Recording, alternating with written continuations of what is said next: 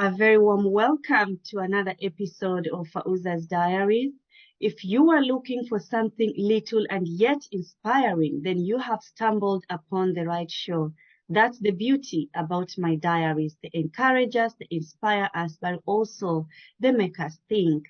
And joining me today is my favorite person in the world, the one and only Ma'am Yvonne Kgame. She's joining me all the way from Johannesburg, South Africa, a woman that is filled with so much wisdom, character, integrity, life lessons that she's always keen to pour, to share to the women who are looking up to her. She's joining me today, and we're going to talk about something very, very inspiring, healing, and nurturing. A chapter that she has shared in the upcoming book, What I Have Learned. What a beautiful day it is today. It's the same diary, but I'm joining all the way from Scotland. It's sunny, it's raining, but it's the beauty and the wonders of the Creator, and it's so beautiful. So join us, South Africa, living in Dubai, but the diary is coming live from Scotland. One world, one God, different countries. How is that so special? Thank you so much, Ma'am Yvonne, for saying yes to having this conversation with me. Ma'am Yvonne sits in different capacities. She is a teacher. She's an inspirational speaker. She's multiple published author. She's a mentor. She's a director of YBK Consulting. She's a board member of United Way South Africa, chair of Ithemba Educational Trust in South Africa. She's also a member of Female Wave of Change, Circle of Wisdom. She's an educational, she's a leader, she's a mom, she's a G-mama, and she's a child of God.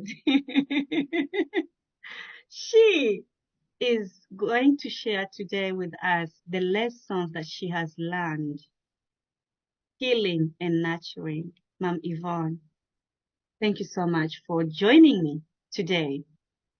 You have so much in you that I always look up to you, and every now and then when I get an opportunity to sit with you on this platform, I always want to yield, and just sit down and just listen, because there is just so much that we all can learn from you.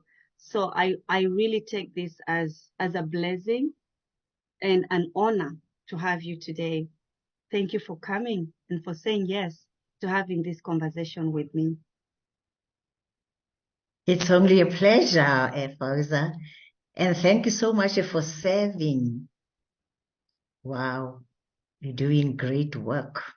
Thank you for touching lives, for enriching minds, and for awakening our hearts. It's cold in South Africa, but it's warm in my heart. Yes. So sending you love, light, and laughter. And welcome to our listeners and our viewers. We need each other. These are moments of grace. I'm so happy to share my story, because when you know your story, when you share your story, when you own your story, and when you tell your story, something extraordinary happens to those who are listening, who are reading your story. But even deeper, something happens to you as well, because you release. And it is for this reason that I joined What I Have Learned, a storytelling exercise through writing, and got so inspired. Wow. And your topic is very personal, is very touching, healing and nurturing.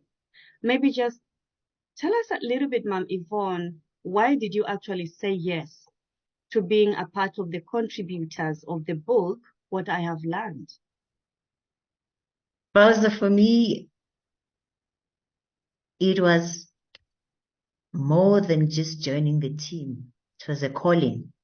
A calling that says you have told so many stories, but there's this aspect that you need to focus on. But also, I was inspired by a different way of writing a book this time around.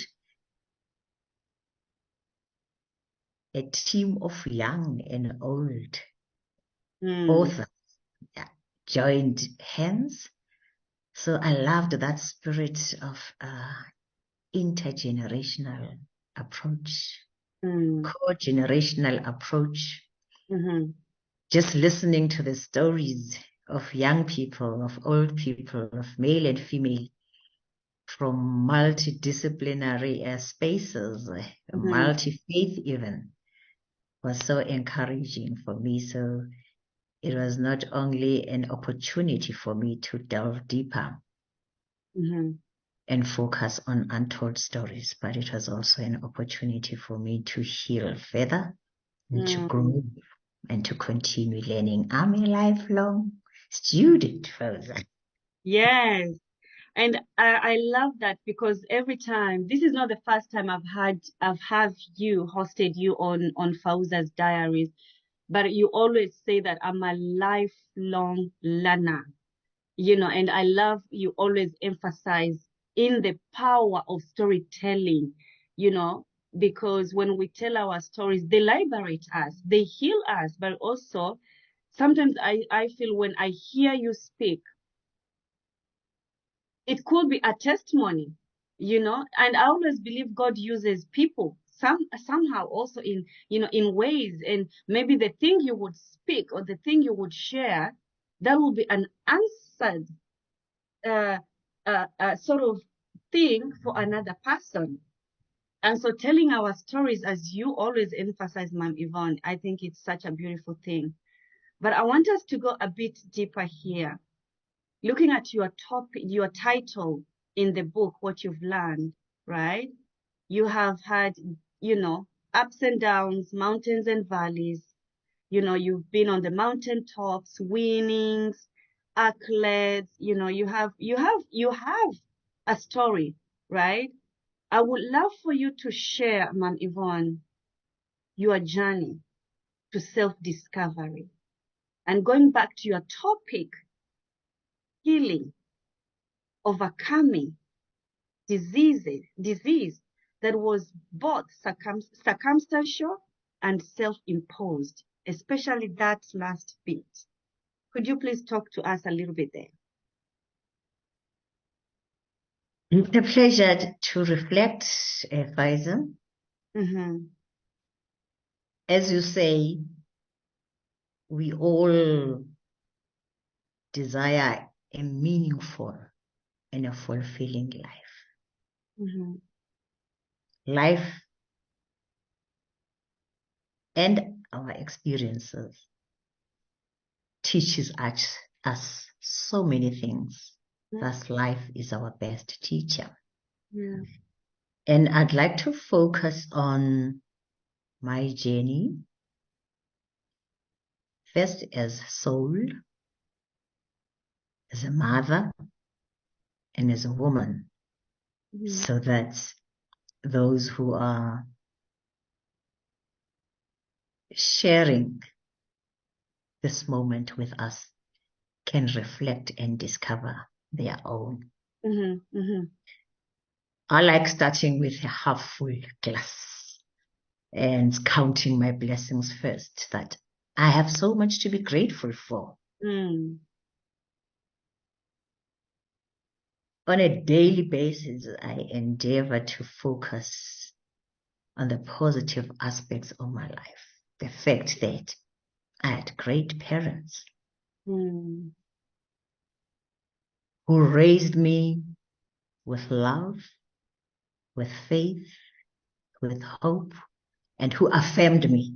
I always love the story that even if both my mother and my father could see that, It's the time when we're growing up a bit overweight, maybe as girls or with a big bust. Excellence, what they'll all say, walk straight, celebrate yourself. You are beautiful. It doesn't matter how you look and how you're walking and what weight.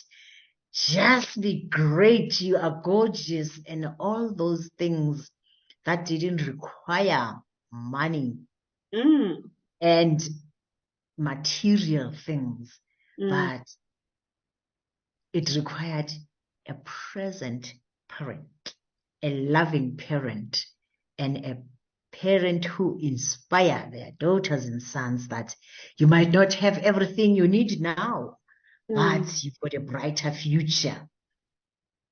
I was taught to be a prayer warrior, to be humble, to respect myself and others, and to know that I might not have everything I need at this particular point, but education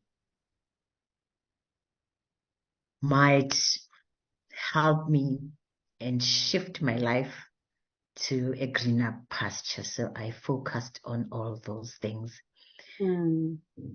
However, getting into a corporate world after my parents, with limited resources, invested in my education, and I had an opportunity to grow, to do great things. Started my life as a teacher, a face-to-face teacher at the secondary school, and joined the publishing organization, the Macmillan South Africa, and ultimately ended up spending the rest of my career in the South African Broadcasting Corporation. It's during those moments that then, as you were chasing success, as you're focusing so much on the results in the organization that you work for, and you're enjoying these awards, being the best leader, getting an award as an inspired leader, as a visionary leader, as this and that. And then I forgot where I come from and who I am and where am I going. Focus so much on my work and such that I neglected extraordinary presence in my family, especially for my children. It is said the first developmental years of our children are very important. We need to be there. So my priorities were all over again, and it happens to most women when we are multitasking, when we are obsessed about our growth and development. Yeah.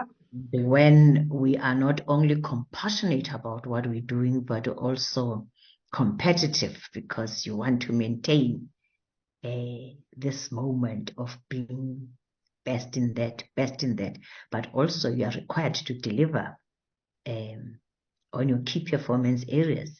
And if you are leading teams, you focus on making sure that they do their best.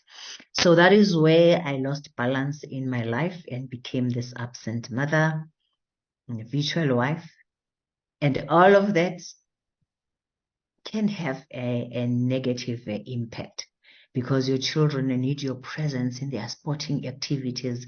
You need to be there to affirm them, to give them all the love, and to guide them, and to instill the values that our own parents did.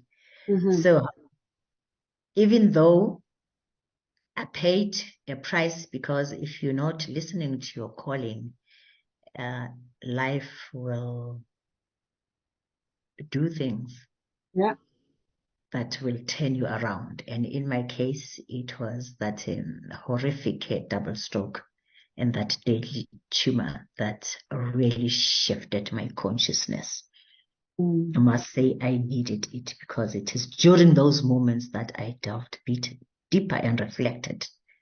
And I remember attending, after I healed miraculously, attending a women's conference where we said, let's listen to our children. Let's talk to our children. And let's delve deeper and give them a space that if they were not scared of us, what would they like to say? How do they feel? How do they feel about us as parents? And I sat there in tears, when my two sons were saying, we missed our mother during our great rugby sports. Sometimes she would travel on business and miss our birthdays. We never even observed that the tumor was growing on her face because she came late at night after work when we were asleep and left early. And that was huge and very moving, but also awakening for me. Because looking back, when at the ICU, who's present every day? The children. Family, your children, your husband. Yeah. Yes. Was I present in their lives fully? Was I always there when they needed me? And now those people who I ran to every day, where were they during that time? Yes, they would come. It took me 8 months to heal. They would come maybe once in every 3 months. Yeah. Huge shift as well. Life begins at home. Yeah. And never ends. And we are here to serve, not to live for working. Life requires us to work because we need bread and butter. But in the 24-hour day, how do we manage our lives? What do we prioritize? Which is a huge thing. Yeah. We need to sleep well. We need to be there to our families, spend time. What do we do in weekends? We need weekends, and every day we need to pray together. Share supper dinners together. Do what my own parents and grandmother used to do, that campfire moments. I lost my grandmother maybe 57 years ago, but I still remember those beautiful stories, the love where we sang together, prayed together, sat around the campfire and listening to those stories in Kanzema Wabai, Lati Lelinye, Mtana Babe, Vuka Sivuke, Uzobulawa, Kungabafana, Bagatabete, Tabete Muni, Masha Inkobo, Ichinjibale, Tono. So our values, the wisdom. That's so beautiful. The history of our own origin was embedded in those songs and those stories. But today, as mothers and grandmothers, do we have time for our children and grandchildren? What will they remember us for? What is the legacy that we'd love to leave behind? If you ask me, even in the middle of my sleep, what do I remember my parents for? What do I remember my grandmother for? Because my grandfathers passed away before I was born, and the other grandmother, but the one grandmother that I spent the rest of my life, I can tell you that she taught me so much about love. Life is there to be enjoyed. It's not only about work, it's about fun. But we must always remember our Creator. Start your day with prayer and end it with prayer.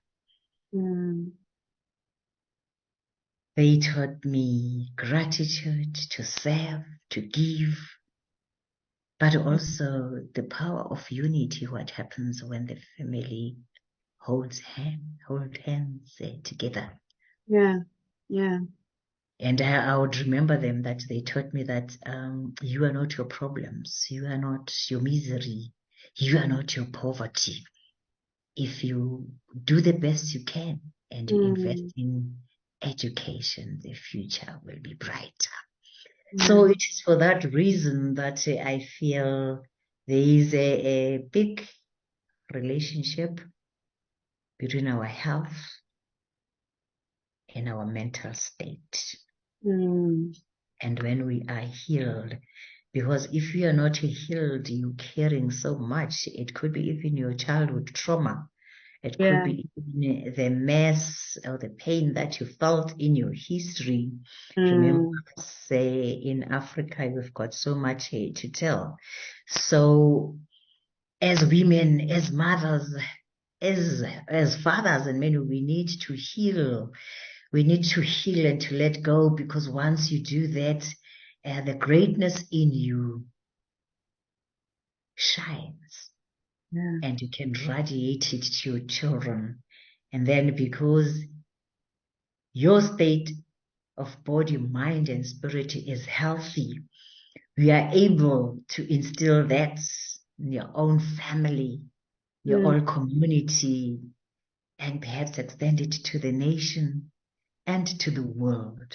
So that is what life has taught me. Because I paid a huge price, but thank God I had a second chance.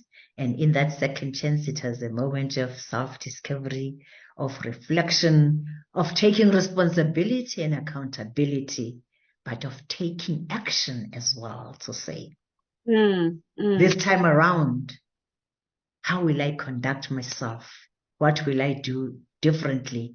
I have an opportunity to walk side by side with my family, so they heal as well. So they let go of the past, so they do not repeat my mistakes and all the negativity that we've all went through.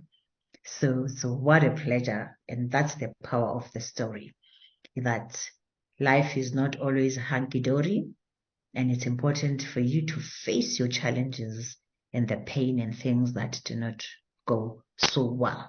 Because when you do that, we are opening that power of story, the treasures within you, and you can focus on your gifts and your talents. Nice reminder of Yvonne Busiwe. Where you come from, where are you right now, and where are you headed? Wow. What a beautiful story.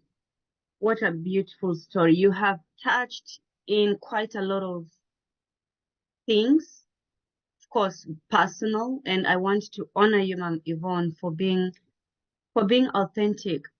But I more so love what you said, taking ownership, responsibility, and action, and wanting to make things different. You know, you needed a change. There had to have a change. And sometimes I think in life, most of the time, most people, we find ourselves in wallowing on what didn't go right, or the mistakes, the setbacks, and all those things. But I love the intersection here of turning the things that you heard your son say and saying, okay, what am I gonna do now in this moment that I have? But I also love, you know, when you touched about the second chances. And I love that, because I really believe that it's only by the grace of God, Ma'am Yvonne. Really, the grace of God is really what pushes us. It's what carries us. It's what we can look back and say, that has only to have been the grace of God. But not only the grace, because God has also given us a free will.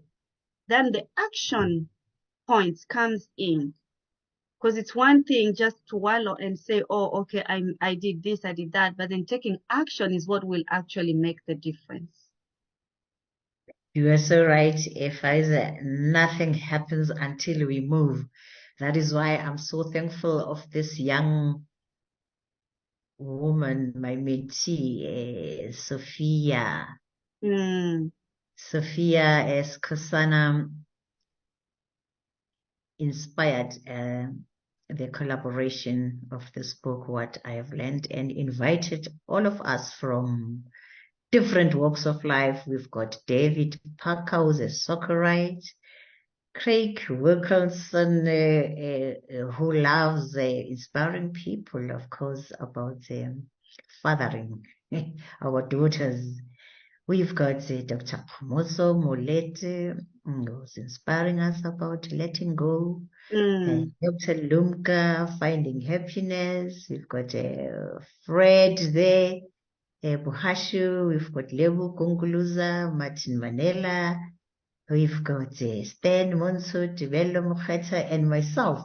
And as you say, that they are touching of all those things that, yes, sometimes people aspire, those people who are achieving so much. And it was a humbling moment for all of us to say, despite our achievements, despite all those good things that we are doing out there, actually, we've got a story to do. And the scope was so beautiful and moving, including understanding love, starting over again, because yes, we can fall down, but we can start over. That's the story by Ithemba. Grief and loss. What happens when we're going through grief and loss? We can overcome that. Focus and resilience, failure and success. We've mentioned letting go and letting be. And fathering and daughters and healing and nurturing of finding true happiness. And of course, sometimes we go through rejection and embarrassment. But it's good that all these authors are saying, despite all of them, let us share what we did, the sources where we got our strength, who encouraged us, who mentored us, who coached us, who came on board, because sometimes in life we forget that we are not alone. And that, as you have said, that changes opportunity. Yeah. Despite all these things, we can still rise above. Absolutely. Our city. Yeah. Absolutely. And thank you for sharing that. I love Sophia. She's one young woman who is touching so many lives, and I'm so proud of her. You've talked about so much, Ma'am Yvonne, and I wanted us to talk a little bit, because I always feel that women, when a woman, it takes me back to all the women in the Bible, you know, some of the things happened, you know, because the women stood, you know, something happened. Sometimes I feel there is always a woman doing, you know, doing something. I feel a woman, we can really rally things. And I love what you said, Sophia.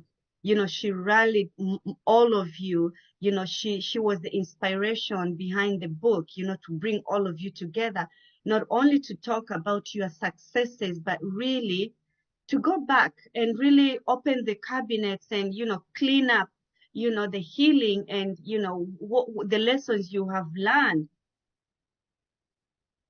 But we are living in a world, Ma'am Yvonne, where most of the time people choose the filters, people choose to put what I want you to see. It's very rare in 2023 that we actually have people who can talk openly about the struggles. And that's why the issue of mental health, it's become such a big topic now. It's not because it has not been there, but because of what we see now, it's adding into our lives. It's adding into our lives. So I would like for us to touch a little bit there, because it's something you have talked about, that it's not all about the success, but the journey. What led you to get there?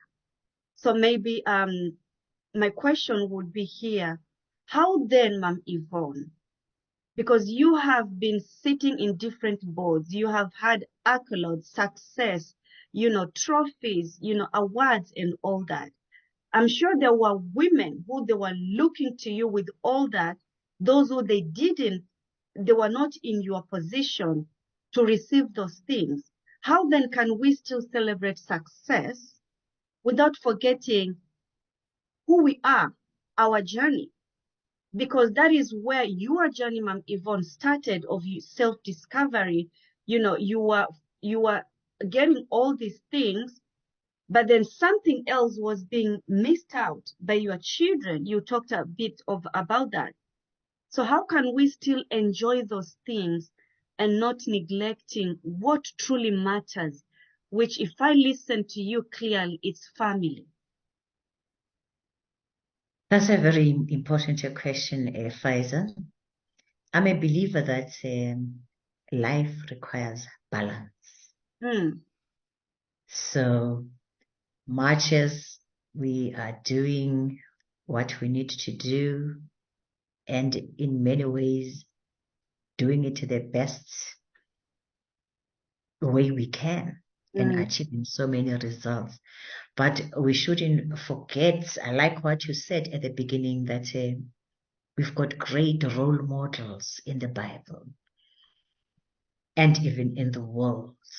Those images and voices of hope that teaches us that there's inner power within us as women.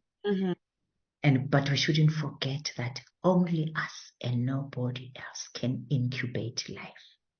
There is that blessed connection between us and our children, that umbilical cord.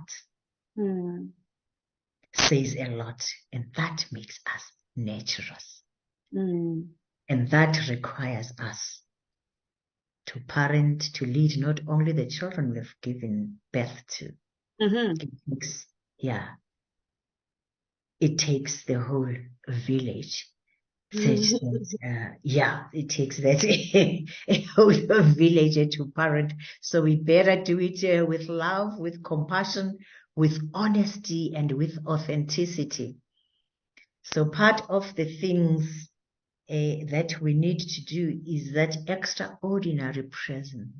But we need to love ourselves first and know ourselves first and be aware of our strengths, our weaknesses, and not run away from the opportunities that we know are out there, but we are not accessing them, and be open about what threatens us. Because when you are balanced, when you healed, you can't give what you don't have. So it puts you in a better position to serve. One other thing that I'd like to share with you, we shouldn't forget the reason why we are on planet Earth. We are here to serve, to be there for each other, to unite in action, to embrace others just the way they are, unity in diversity, to extend that helping hand as well. And not to forget that we need that healthy mind, healthy spirit, healthy emotions in a healthy body.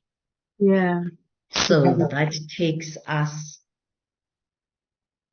to what you mentioned earlier on, Fauza, that if we don't take care of ourselves, something happens. We need to face that a stressed woman is liable to all sorts of mental health challenges. Burnout creates drama. And when we are overwhelmed, emotionally and mentally, that creates another, which means that's where irritation comes in, depression and anger. So how do you become a loving wife, a loving sister, and a compassionate mother when you are not even available to your own self? It creates chaos. But there are things that I embarked on and learned from many teachers who came my way, which are called the sacred encounters, that you need to pray. You need to remember that God is always there, even if we are not always there. But there is a power, there is also, whatever your faith is, there is something greater than yourself, and there you can always stand on those shoulders of your Creator. So Mama Yvonne meditates a lot as well. Still the mind. Imagine if I can say, take a flight from the UK to South Africa today and tomorrow, and it never stops. You will say, oh, now I can't fly anymore. But that's what we do to our mind. 24/7, we make it run all over, fly all over, no rest, no anything. So in stillness, there is peace, there is love, and there's harmony. But also, we usually find so many things that are wrong about ourselves. I was taught to affirm myself that yes, it doesn't matter what other people see in me, what they say, but affirming myself, knowing that I'm good enough, I am enough, I am peace, I am love, that is. But also, yes, life will always shake us, there are ups and downs. How about just being grateful? Grateful even for waking up in the morning.